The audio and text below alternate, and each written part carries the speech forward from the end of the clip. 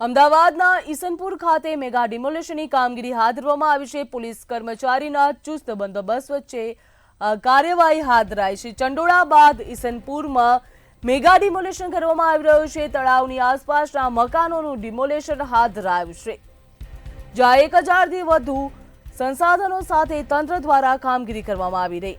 1000થી વધુ સંસાધનો સાથે તંત્રએ કામગીરી કરી રહી છે, જેમાં અગાઉ પણ દક્ષિણ ઝોનમાં રજૂઆત કરવામાં આવી છે। અગાઉ પણ દક્ષિણ ઝોન ખાતે રજૂઆત કરવામાં આવી હતી, જ્યાં તળાવની આસપાસના મકાનોનું ડિમોલેશન હાથ ધરવામાં આવ્યું।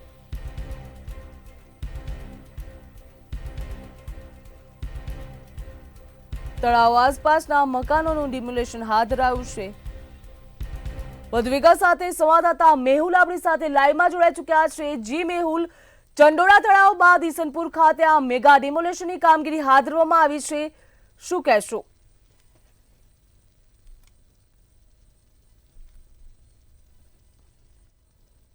કામગીરી જેની અંદર અમદાવાદ મ્યુનિસિપલ કોર્પોરેશનના 20 જેટલા જેસીબી તેમજ 20 જેટલા હિટાચી મશીન છે, તેના દ્વારા રામવાડી તળાવ જે આવેલું છે ઈસનપુરની અંદર, જેની ફરતે છેલ્લા કેટલાય વર્ષોથી જે લોકો દબાણ કરીને રહેતા હતા, દબાણની કામગીરી છે તે હાલ હટાવવાની કામગીરી છે પૂરજોશમાં ચાલી રહી છે।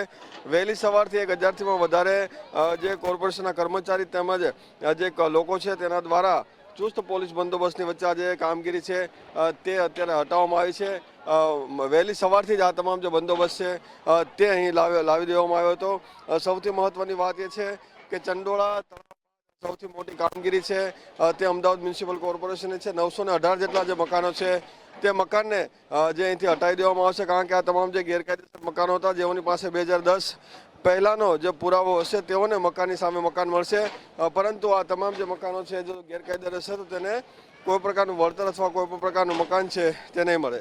આ મામલે સ્થાનિકો છે તે વારંવાર રજૂઆતો પણ કરી ચૂક્યા છે અને સાથે જ જે કોર્પોરેશનની અંદર બહાર દેખાવો પણ કરી ચૂક્યા છે, પરંતુ કોર્પોરેશન તેઓની પાસેથી દસ્તાવેજી પુરાવા માંગ્યા છે અને દસ્તાવેજી પુરાવા આપશે તો તેઓને મકાનની સામે મકાન મળશે, પરંતુ આ તમામ જે જગ્યા છે તે અમદાવાદ મ્યુનિસિપલ કોર્પોરેશનની હતી અને આ કોર્પોરેશન આ તમામ જે જગ્યા છે ખાસ કરીને તળાવની ફરતે આજે જમીન છે જે કેટલા વર્ષોથી દબાવેલી હતી તેને લઈને આજે અત્યારે કામગીરી છે તે અત્યારે હાલ કરવામાં આવી છે।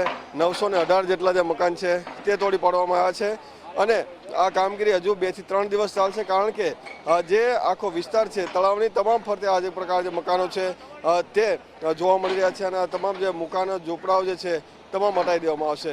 એટલે કે એક રીતે જ્યારે આ જે આખી સમગ્ર દિવાલ જે છે તેનો દિવાલ જે ફરી બનાવી દેવામાં આવશે અને તમામ જે ઝૂંપડાઓ છે તે હટાવી દેવામાં આવશે। 2 થી 3 દિવસ આ કામગીરી ચાલવાની છે। જી મેહુલ, ચોક્કસથી વાત કરવામાં આવી હતી ઈસનપુર તળાવની આસપાસ છેલ્લા 40 વર્ષથી દબાણો દૂર કરવામાં આવી રહ્યા છે, ત્યારે રાજ્ય સરકાર અને મ્યુનિસિપલ કોર્પોરેશન દ્વારા તળાવોને ડેવલપમેન્ટ કરવામાં આવી રહ્યા છે, શું કહેશો?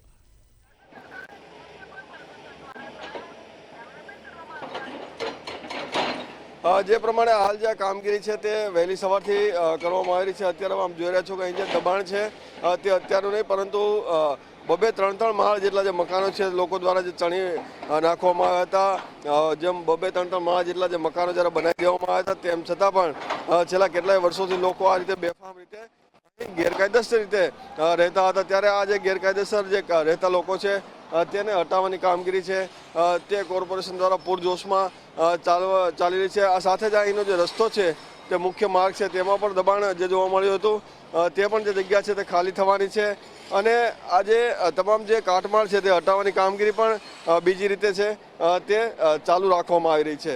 સાથે જ અહીં જે કોઈ લોકો ના અંદર આવે અથવા તો કોઈ અસામાજિક ઘટના ના થાય તે માટે પણ પોલીસ બંદોબસ્ત છે તે રાખવામાં આવ્યો છે। વહેલી સવારથી જ પોલીસના જે અધિકારીઓ છે તે અહીં જે જોવા મળી રહ્યા છે અને સાથે સાથે જ અહીં કોઈ પણ વ્યક્તિ છે તે અહીંથી પસાર ના થાય અથવા દુર્ઘટના ના થાય તે માટેની જે વ્યવસ્થા છે તે પણ જે કરવામાં આવી છે। એટલે કે 918 જેટલા જે મકાનો છે તે તોડી પાડવામાં આવશે અને આજે ત્યારબાદ બાઉન્ડ્રી વોલ બનાવી અને આખી જે જગ્યા છે તે સુરક્ષિત કરી દેવામાં આવશે।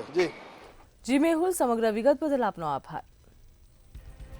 અમદાવાદના ઈસનપુર ખાતે મેગા ડિમોલેશનની કામગીરી હાથ ધરવામાં આવી છે। મહત્વનું કહી શકાય, અગાઉ પણ દક્ષિણ ઝોનમાં રજૂઆત કરી ચૂક્યા છે, ત્યારે ચંડોળા તળાવમાં ઈડબ્લ્યુઆર સ્કીમ હેઠળ પણ મકાન બનાવવામાં આવશે। તળાવની આસપાસના મકાનોનું ડિમોલેશન હાથ ધરવામાં આવ્યું છે, જ્યાં અમદાવાદના ચંડોળા બાદ ઈસનપુરમાં મેગા ડિમોલેશન હાથ ધરાયું।